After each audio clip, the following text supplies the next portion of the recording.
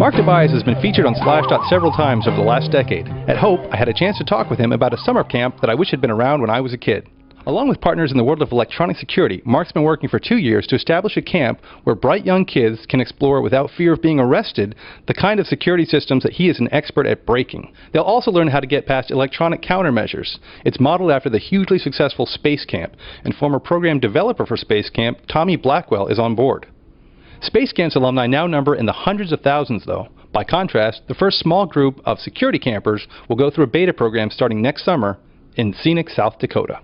Well, I'm an investigative attorney. I'm a physical security specialist and do fraud investigations around the world. And we're here today to talk about the fruition of 2 years of planning involving a security camp for kids.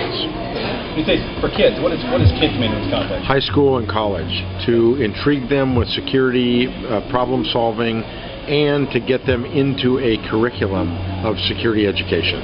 And how do you choose kids to get into that kind of a program? Well, we're going to have a very careful vetting process to make sure, A, they don't have any criminal histories, and they're prepared to work with other kids to solve problems, because it's going to be an intensive environment. And they have to be intelligent. And I know that you gave a talk today, you talked about the work that's going into making this kind of a thing happen. Where are you in that process, and when will this camp open? We're moving along. We've had 2 years of meetings with experts around the country, security experts, cyber experts, physical security experts at national laboratories, corporations, universities. We finally, just in June, selected a venue. We're looking at a beta test class 2013 next summer. Okay. And talk about that venue a little bit. The venue is actually going to be Madison, South Dakota. Population about 6,000, but they got a great computer university that's world recognized, so it's content, it's not location. We think these kids are going for education, not to go for a vacation. So we're looking for very intelligent, bright, bored, motivated kids that we can turn on to security. And it's cybersecurity and physical security, which nobody is doing. Now, how are you going to teach kids about physical security? What are some examples? Because we're going to present them problems. Well, my world is locks and safes. And so we're going to present them with a number of different problems involving real products, real locks, real safes, real alarm systems, and say, okay, we want you guys to figure out what's wrong with them, analyze them, report on it, figure out how to open them, and then figure out how to fix it. It's a total alternative way of thinking, and that's what we really need to teach.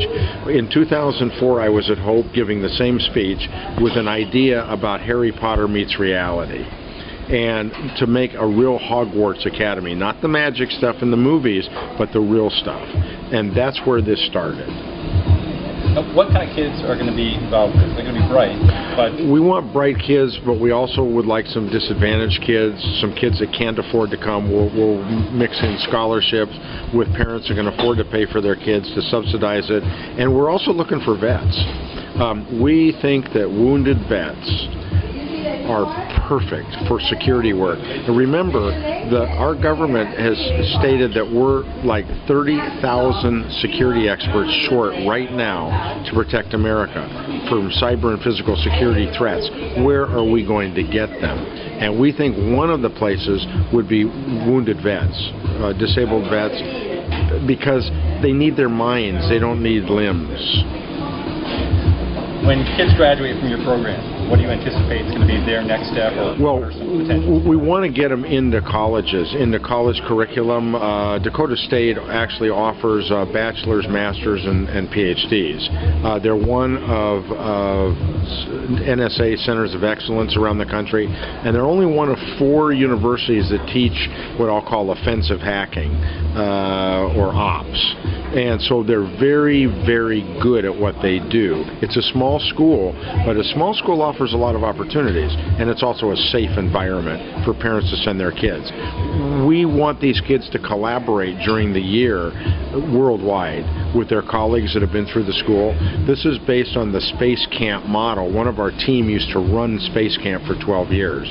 The Space Camp has run 600,000 kids through their facilities.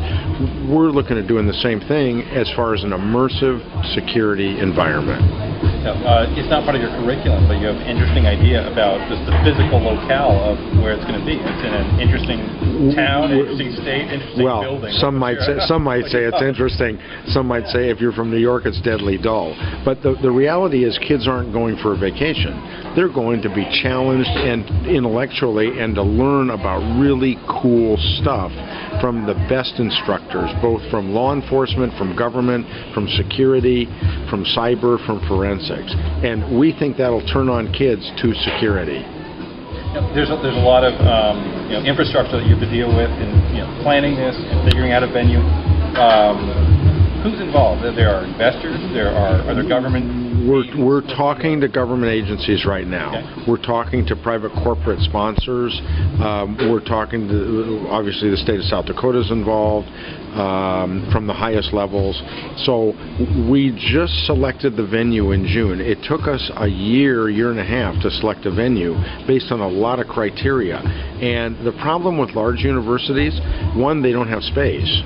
Two, it's massive bureaucracy, and you can't cut through it. We don't have that in South Dakota, and our former governor really started this university many years ago and was fully in favor of the camp, and so we're bringing it to fruition now. I mean, it's all gelling together now.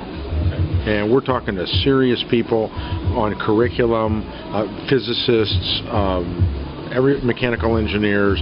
It's going to be a really cool deal. And your first batch of students is going to be when? 2013. The beta class will be 2013, and we'll shake that out because obviously we may have some assumptions with kids that are wrong, some that may not be enough. So, this is a learning experience for everybody. But what we came to Hope today to talk. This is the second time I've given this speech at Hope. We wanted their input, and as you were there were some pretty good questions and pretty good audience participation. If somebody watching this wants to go, what should be their next step? We'll have an online presence, and they can fill out an application.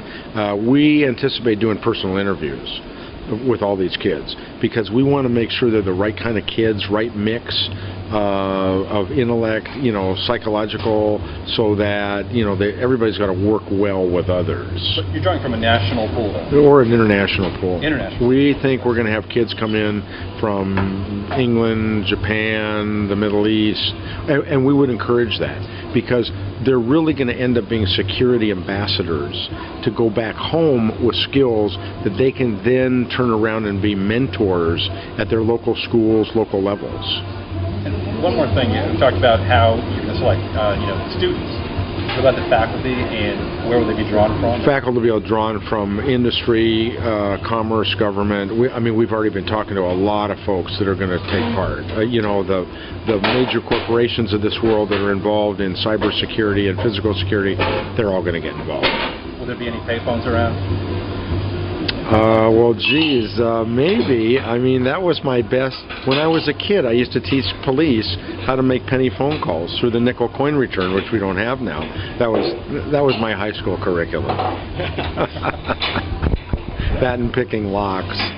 And I guess that stood you in pretty good stead. That stood me in pretty good shape, and about 7 books later, and lecturing, I get to lecture all over the world on this topic, and security is a lot of fun.